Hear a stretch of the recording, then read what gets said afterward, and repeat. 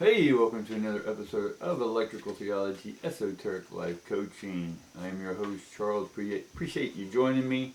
Hopefully your weekend was well. Let's get started.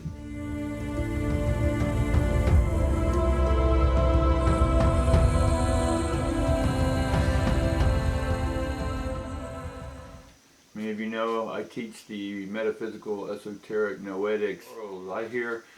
Here in the old studio, we help you understand your health, wealth, and love. We help you understand the paranormal, metaphysical, all to help you become a better person, right? To be an expanded being, to understand that the energy in you is the energy in me. This does, in one sense, mean that we're all one, but we're all very individualistic, right? We all are sovereign in our own right, right? All the cars will just say run on gas, but each car is very different. Even if the same make and model, right, in the same year, the cars run very differently. Why? Because you, the driver, the soul of this shell, uniquely drive or create, or your characteristics develop in that car a personality, right? And your driving habits will make that car different, right? Even the cars coming off the assembly line may be exact, but once again, they get on the road, and depending on where they're driving and what road, that car will develop or get used to the driving habits of that person, right? And so you as a soul, we're very different people. Don't let anyone tell you, or get caught up in the new age stuff of, oh, we're all one. It's like us saying that we're all the ocean. Yes, we're all the ocean, but we are the fish, actually.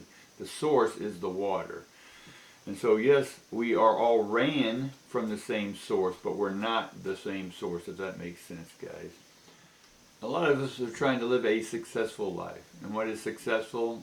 That is as different as every fish in the ocean. Again, we're all successful. We're successful at being failures. We're successful at being rich and poor, and we're successful at being ugly or not feeling pretty or whatever this is, guys. We're all successful. So again, I can play with the words however you want, right? Success is just a succession of a unfolding moment of who you are and who you're trying to be. And if you're not trying to be that, if you're trying to be perfect, then that's not going to work out, guys.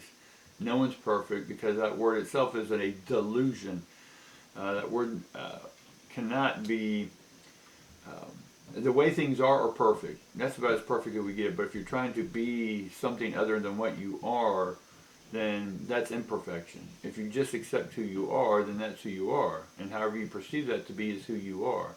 And if you don't like your perception, then change the perception, right? And so success is relative, just like anything else. And a lot of us think success is material gains, right? It's having these things or these things. That is one form of success, right? Another success is not having any things, to do away with all things. Wayne Dyer at one point gave everything away and moved to Hawaii. And it was just to show that we're not attached. The eye of the needle story in the Bible is that a rich man, to get into heaven is going to be as successful as a camel walking through an actual needle, the eye of the needle. And it's basically the story. I'll just give a quick summation of it to give the point. Is that when the rich man was being asked, okay, you're saying that, you've kept all the commandments, all right, so give up all your stuff, about sell or get rid of all your stuff and then give it to the poor person over there. But the man wasn't ready to do that, right? He wasn't willing to get rid of his things, right? So that's sort of what the essence of that story was, is that a rich man who's attached to his things, who's not helping others out or teaching others how that he became a success or she became a success, then they're not doing the will of God. Now, for me, the will of God, again, is relative, just like success. Everyone's version of God is going to be different, just like every car is going to be different because of the individual driving it, right? And until you sort of understand that this simulation, there are no things to own in the simulation, right? So when you give all these things you have, which is drawing a lot of power out of the simulation, right? Once you give that up, then you have all the power. You have access to full 100% power.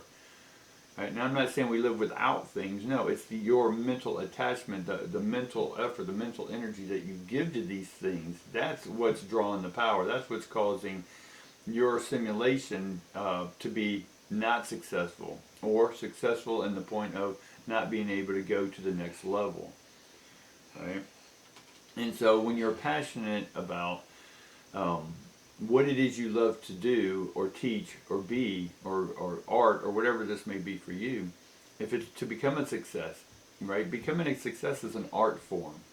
And so we get more in touch with our art form. That's why I like, in one sense, the AI again, taking over things, because again, back, if you're ever read Ayn Rand and Atlas Shrugged, it should be up to the individual to help the individual. Now, I understand all of us temporarily have trouble, but the systems in place shouldn't be a welfare system. It should be a temporary system that says, hey, you just had a bit of bad luck.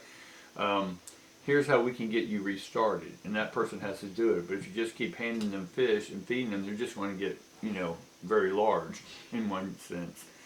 Because they're not doing the work themselves. Right? It's like when you give your body too many vitamins, and the body says, well, we don't have to produce it anymore. And then you have to take more and more because the body needs more energy. Well, the simulation needs more energy. You want to draw more power, which is going to drain the battery source, or the source of where you're getting your energy from to run your simulation. And if this simulation is drawing too much power, it just will cut out, and then you'll start all over again, or have to wait till your batteries recharge. So in the sense of experience failure, right? That's what we talked about, the success of failure. To experience failure is a power outage within your own source, your soul. Right? The energy that runs the simulation is one source, and then the source within the simulation, the code and everything, is sort of like the soul.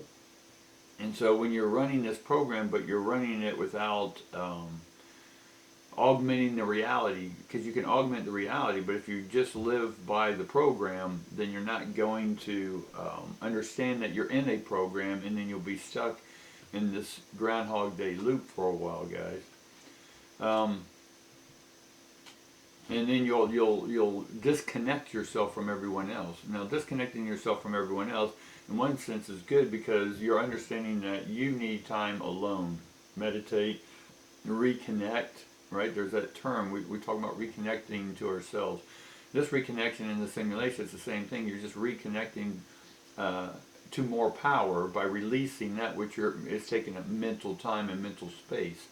So when you, in the simulation, get rid of your things, or your thought about the things, of what you think they're bringing you, success, perfection, whatever this may be, is not the case. Right? But when you release this attachment, your thought to the things, or what you think things are, it's just an illusion. It's just simulations. It's ones and zeros. And so when you can start, you may be successful at succeeding at creating an algorithm that creates things into your life. That's manifestation. That's one thing. And you're showing that you can create, but when you're attached to that creation, and not understanding that it's just ones and zeros flowing and unfolding in that moment, and you get attached to it, then you're going to start drawing more energy, because you're going to have to maintain and keep those illusionary things. But when you understand that you can create whatever you want, because you're able to create what you want, because then you're not attached to it, and then it just gets. It's being given to everyone else. Does it make sense? And that's true service, right? That's sort of a scientific explanation of what's inside the simulation, when you're to help you understand, to detach from the thought of things, the attached thought to things. We can have the things because we're creating them, but we understand that we can also just give away the things because we can get more things. We're never stuck with the same things. If you're attached to something, it's only because of some intimacy or some sort of personal attachment. But again, even those personal attachments are fleeting. They're moving. Why? Because they're thoughts. Thoughts are meant to flee. Does that make sense? They're meant to move. right? That's energy. Hopefully this has helped you guys, or if it confused you more, leave me a comment down below, and definitely do those likes, subscribe, and share this information if you think it helps other people who are going through some stuff in their life and who are stuck or who are obsessed with collecting things. Now, collecting things again are fine. That's the way we're choosing to create. But it's when you get attached to those things and when those things are taken, right? When something's taken from you, you'll see how attached to things you are. All right? Hopefully that helped you guys. We'll see you again tomorrow. Peace.